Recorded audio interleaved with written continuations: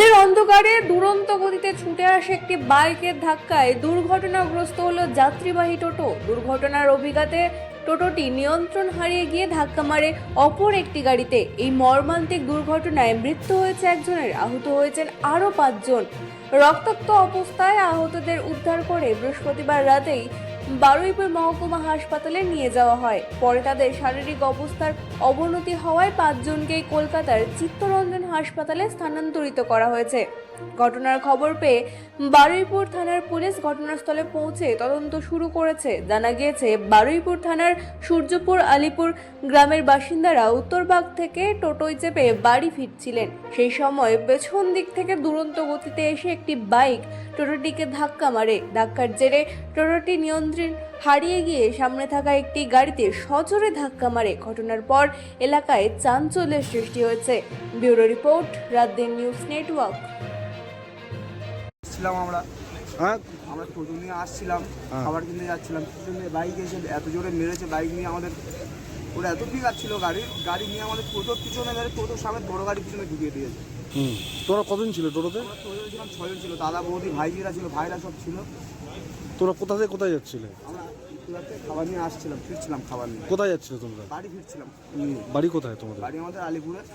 কোন সূর্যপুর? সূর্যপুর আলিপুরে। আমরা উত্তরবাগ দিয়ে খাবার নিয়ে ওই রাস্তায় ফিরছিলাম। আচ্ছা। আমাদের এত জোর পিছন দিয়ে মেরে ঢুকিয়ে দিয়েছে। হ্যাঁ।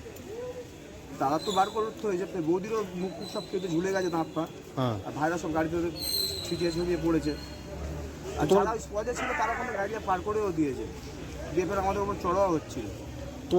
তোমরা কতজন আহত হয়েছো? আমাদের তো 5 জন সবাই আহত, সবাই এখান থেকে অন্য হসপিটালে তো পাঠিয়ে দিল। চিত্তরঞ্জন কোথায়? চিত্তরঞ্জনে পাঠিয়ে দিয়েছে। কজনকে? 5 জনকে দিয়েছে।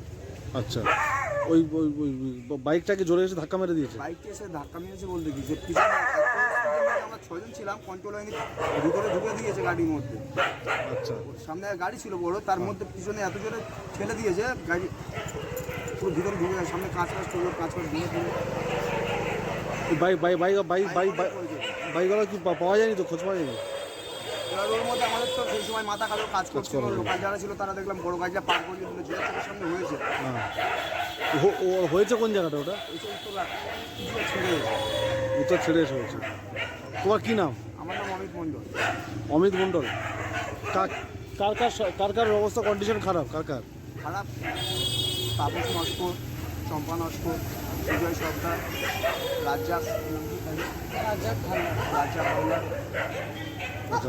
আমারও নিজেরও।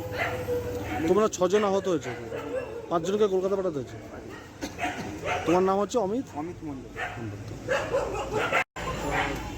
দলীয় কাজ সেরে সবাই ফিরছিলাম, হঠাৎ ফোন আসে যে আমাদের বারুইপুর পশ্চিম 3 নম্বর মণ্ডলের অন্তর্গত আমাদেরই আলিপুর বুথের আমাদের কজন ভোটার এবং আমাদের কর্মী, আমাদের বুথ সভাপতি আছে তাপস নস্কর, আমাদেরই বিজেপির বুথ সভাপতি, উত্তরভাগে থেকে খাবার নিয়ে নিজের ফ্যামিলি নিয়ে ফিরছিল এবং সঙ্গে স্ত্রী, বাচ্চা এবং ভাইরা ছিল।